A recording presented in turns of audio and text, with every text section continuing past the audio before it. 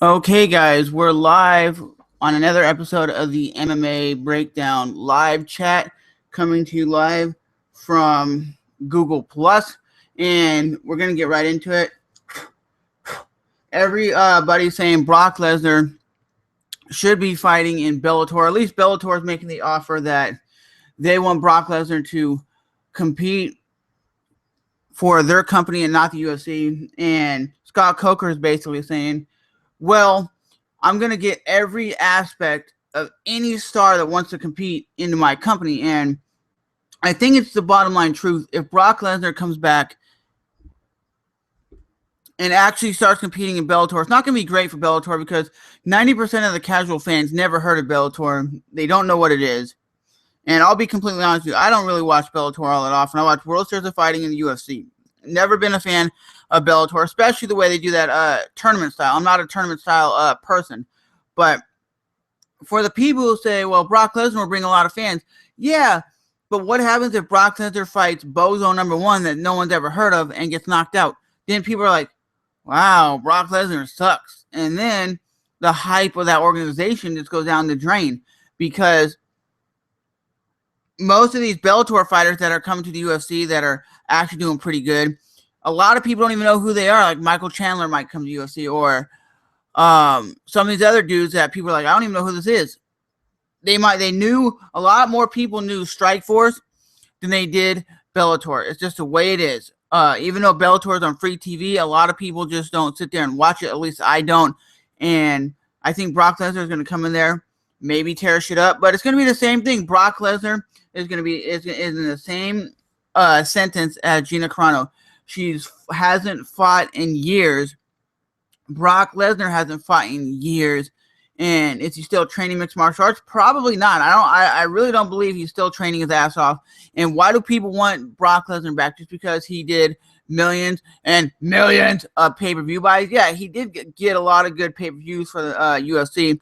They were all over $1 million. But then when he lost his title and then he fought Alistair Overeem in 2010, whenever he fought him, and Alistair Overeem beat him up, he only did 500,000 buys. So it seems like his draw dropped off between the time he was a champion and the time he wasn't a champ.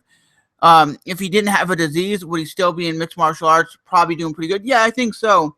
But I don't think he would be doing as good as people think he was, because you can see after a lot of people figured out what he was going to do, they figured out what his style was of just basically rushing you in, grounding and pounding you and beating you down, that he didn't do all that great. Brock Lesnar, Shane Carwin fucked him up, brutalized him, and so did Cain Velasquez, beat him down, and so did Alistair. So he basically lost 3 fights. Even though he did win against Shane Carwin, he did get his ass whooped, because you can't tell me getting punched by Toucan Hams is getting your ass not whooped.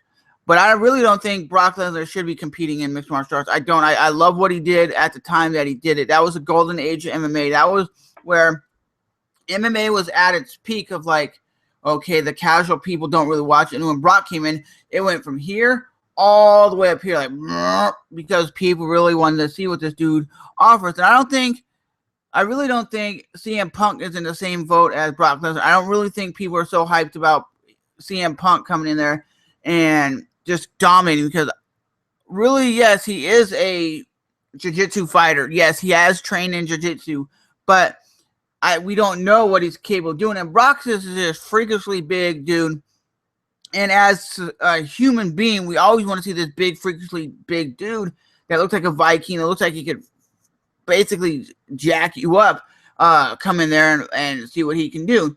And Brock Lesnar is one of those dudes that when you see him, he's just very yoked and very beefed up. And that's why people are like, damn, Brock, we need to see you in the octagon tearing some shit up. Because most heavyweights don't look like that. And most heavyweights aren't really ripped. That's the case in mixed martial arts. Most fighters aren't ripped. They're mostly lean and cut, because you don't need to be extremely ripped to be a mixed martial artist. And that's one thing Brock Lesnar had. He had the agility. He had freakishly good strength, great wrestling, but when it came down to it, he couldn't take a punch. And as a martial arts, you got to be able to take a punch or a kick, because if you really can't take a punch, then all you're doing is getting your ass whooped. But I really don't think, like I said, it's good for the Bellator to have Brock Lesnar, because they're going to hype it up that Brock Lesnar's back in Bellator. He's going to come out there, maybe lose, or they're going to give him a fight that he can win. But it's just like Gina Carano. She has nothing to offer in the mixed martial arts world. She's been out since like 2009. She will never, ever be a champion. She'll never be a star like she once was. And the average casual fan, when you say, hey, you know who Gina Carano is? They're like, who? I don't know who that is. Because it's been so far beyond her time to return. It's like having somebody that's just started watching mixed martial arts like today, and they said, oh, well, Ken Shamrock's going to come back, and he was a submission leg lock expert back in the 90s, and they're like, I don't know who that is. He's probably an old man washed up. That's probably what they would say, because they don't know who he is, and that's just my opinion. I really think that Brock Lesnar won't come back, or doesn't even need to come back. That's my personal opinion. I don't think he should come back. And I watched this interview. I laughed my ass off. It was an interview with Conor McGregor, and he was talking about Conor McGregor versus Dennis Siver, right? And in the interview, the interviewer says, well, Conor McGregor fights at 146.5 pounds, and he's fighting Dennis Silva. And I was like, who the hell is Dennis Silva? And the dude actually clearly says Dennis Silva, and you could see Conor's face like, wait, what? Who's Dennis Silva? And I really think Dennis Siver is going to lose. I really do. I don't think he's a stocky dude, and I just think Conor McGregor is one of those styles that is very unique to the game. 89% knockout rate. I'll break it down like this. He's 16-2, 88% knockout, 6% by submission, 6% by going to the judges' scoring card. And Dennis Siver is 22-9-0 with 33% by knockout, 33% by sub, and 33% by going to the judges' scoring card. And Conor McGregor has just been on a tear as of late, winning 4 fights in the UFC by complete domination, basically. His last fight was at UFC 178 on September 27th. Complete annihilation. And Dennis Siver is still a decently good fighter, coming off one win to Charles Alvarez at UFC Fight Night on October 4th. So he was on a 2-fight losing streak. And my opinion is Dennis Siver is okay. He can take a punch, but I don't think he's going to be able to outstrike Conor McGregor, and I think that's why they're giving him a guy that's not going to take him down and not going to ground and pound him, because Conor McGregor, they want him to win and they want him to succeed. Will we ever see Conor McGregor on his back? Yeah, probably, but it's just you got to get a high-level wrestler that can take him down. I think even him fighting a Nate Diaz or something would be a great fight, because they would be able to throw down in the middle octagon, but I still think Conor McGregor could beat a Diaz just because he throws elusive strikes and elusive kicks, not just the same shit that every other fighter does. You see it in his fighting style. He fights like this, like kind of like a taekwondo guy, and he's a very talented dude. And that's at UFC Fight Night in Boston, the home of the American Irish. That's where all the Irish are. And on that same fight card, you got Eddie Alvarez, which is 25-4-0, 64% by knockout, 20% by submission, and 16% by submission. And you got Benson Henderson, which is 21-4 with 19% by knockout, 23% by going to the judges' scoring card, and 50% by the judges' decision. And Eddie Alvarez, like I said, a lot of people don't watch Bellator, never knew who this guy was, didn't know how great he was. To be honest, I knew of his name and knew he had tremendously good fights with Michael Chandler, but I never knew how good he was. Yes, he's a good wrestler, but if he can't do good in the UFC, that proves to me that all these other organizations aren't on par. Because if he goes in there and gets whooped like he did against Cowboy Donald Cerrone, the dude's just going to be like, and everybody in the UFC is like, well, this guy's a piece of shit coming from another organization, thought he was tough, and now he got whooped. Because Donald Cerrone just whooped him, and he's like, well, I kind of froze up. I kind of got nervous. I never understood why fighters get nervous in UFC. It's like you went into a cage week after week and fought for like Bellator or Strikeforce or whatever for like 300 fights, and you get into UFC and you freeze. I understand it's like the NFL of mixed martial arts, but you gotta take in consideration you've done it over and over. Yes, in Bellator you're fighting in front of what, 6,000 people, 4,000 people. In the UFC you're fighting in front of like 30,000. I mean, yes, it's more people, but you got to step your game up. If you're a great fighter, you got to go in there week after week and completely dominate. And I really don't think Eddie Alvarez is going to beat Benson Henderson. I think Benson's a great fighter, not one of my favorite fighters, but I really think Benson will be back as a champion. And you got Uriah Hall versus Costa Philippou. I guess that's how you pronounce his name. Philippou is 13-4-0, 54% by knockout, 8% by submission, and 38% by going to the judges' scoring card. And you got Uriah Hall, which is 10-4, with 70% by knockout, 10% by submission, and 20% by going to the judges' scoring card. And Uriah Hall is one of those dudes that is very unique fighter. He's very talented, coming off of a victory of Thiago Santos and Chris Lieben. And saying he beat Chris Lieben ain't really saying much, because Chris Lieben is a great fighter, but he was just a brawler, and that's all he was. I'm not holding anything back from the Chris Lieben era, because a lot of fighters in that era were just a brawl for all. They can go out there and take a hell of a punch, and that's what they would do. Would I ever see Chris Lieben or a fighter like Chris Lieben ever be a champion in the UFC or any mixed martial arts organization? Probably not, because they're just out there swinging for the fence. That's why you never seen Wanderlei Silva a champion in the UFC, because his fighting style never allowed him to progress to be a champion. He never. When was the last time you seen Wanderlei Silva shoot in for a double leg, take someone down, get him in a triangle choke, and tap him out? You probably don't. You see this. That's just the honest truth, because the dude wanted to go out there and finish fights, and that's what he did. He either got his ass whooped or he finished fight. He had the worst, like Chelson said, he had the worst record in UFC history. He had like 2 wins, 9 losses, and normally fighters would have been cut a long time ago.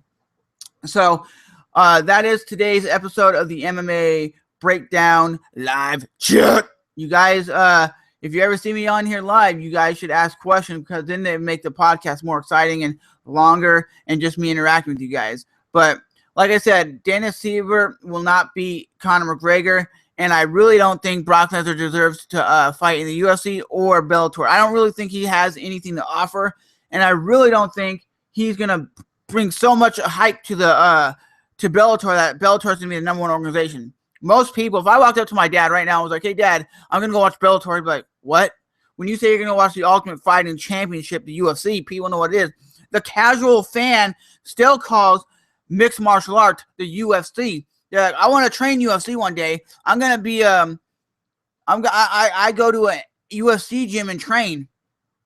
I train UFC." It's like, no, you don't train UFC. You train mixed martial arts.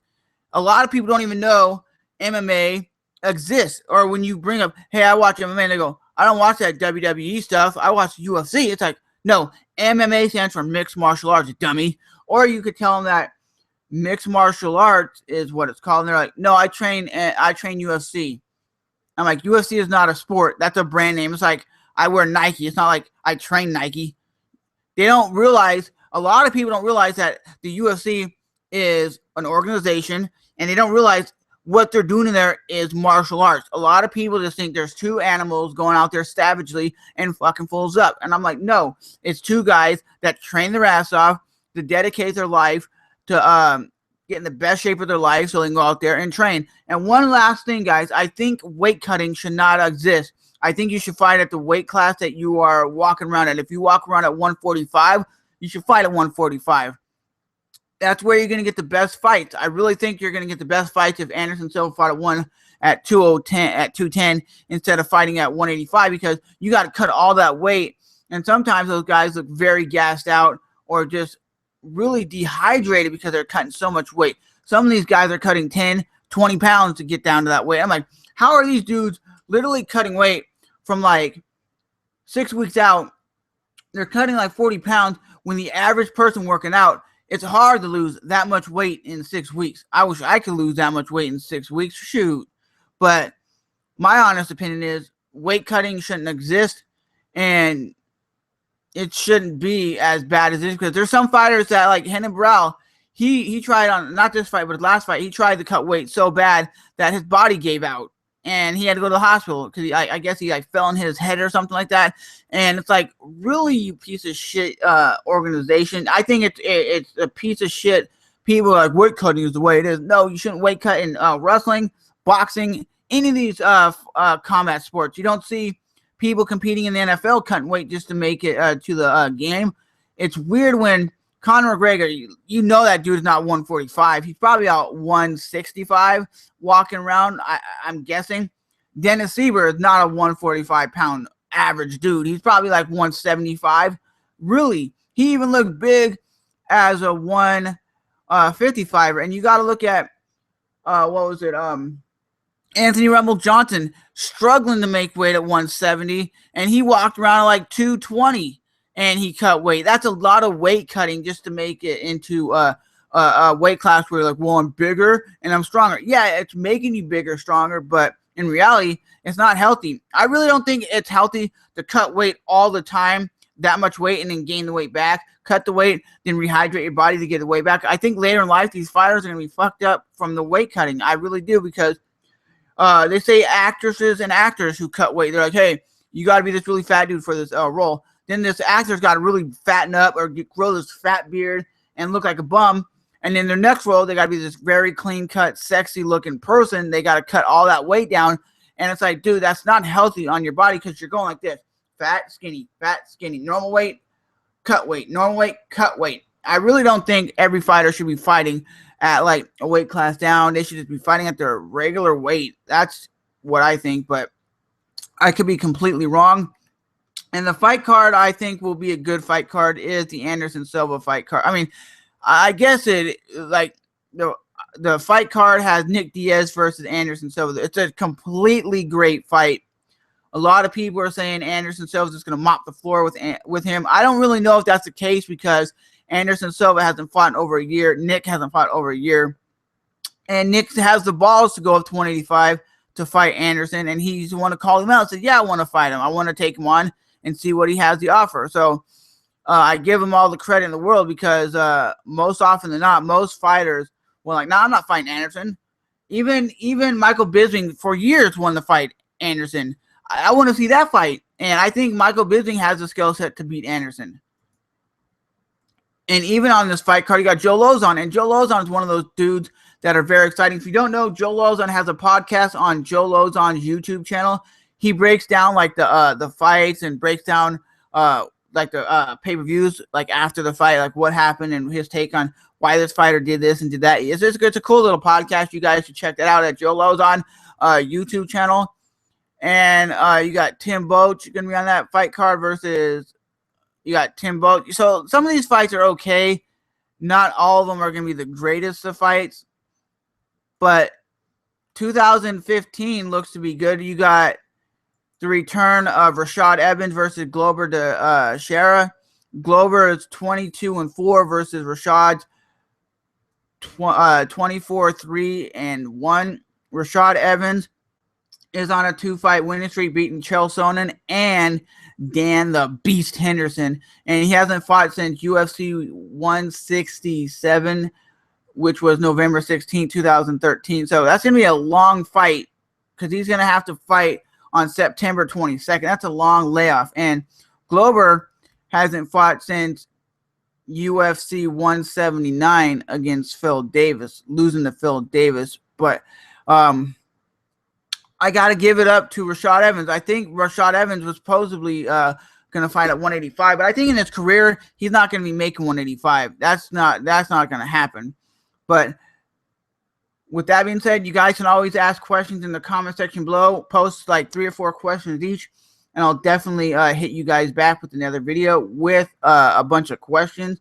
And I'll do it live on Google Plus like I'm doing right now, because I love to shoot the shit with you guys and talk it up, because these podcasts are for you guys to enjoy. And the more you guys watch and interact with them, the more they'll grow. The more you share them, tweet them out, Facebook them, the more they'll grow. These are just podcasts that I love to do and love to shoot the shit with you guys. If it wasn't for you guys who watch me, I probably wouldn't be doing them. But I would rather have you guys tune in live. If there's a certain day you guys want me to jump on here and just talk MMA or just shoot the shit, it doesn't have to be MMA related. It could be anything. It could be how to start a YouTube channel. What kind of microphone, what kind of setup do you use for your podcast? And I'll definitely help you guys out with that, because these podcasts don't have to always be MMA related. They could be anything and everything. But the reason why I do MMA related podcasts is because I do have an MMA channel here on YouTube, and I think it's pretty interesting to break down the fights of who you think should win and why. And they do have a UFC fantasy. Like, you can go there and pick who's going to win, and you win points and stuff. So my record on the MMA fantasy is like 37-70. That's not really a great record, but my record is 38-70 as of right now. And it's saying I'm getting about maybe 40% of the fights right, because I don't pick every fighter, because sometimes if I don't know the guy, I'm not just going to guess. And you should go to MMA Fantasy. It's kind of like fantasy football, but you just win points. You're not winning money or anything like that, but it's a fun little game that you guys can play over on MMA Fantasy. I think it's UFC / fantasy or something like that. You can just type it in the UFC search box and find it. But it's a cool little game to break down, to see actually how much you know about MMA. It'll keep calculating of how many times you picked the right opponent to win, or you didn't get any right. So that is a great thing to think about. You think, oh, I know a shitload about MMA. I'm going to get every answer right, every fighter right. Now, I only got 38 fights right out of the 70 that I've got wrong. So I will definitely talk to you guys next time. Remember to rate, even if you hate, comment, and subscribe. And that's been another MMA Breakdown podcast. I'm out of here.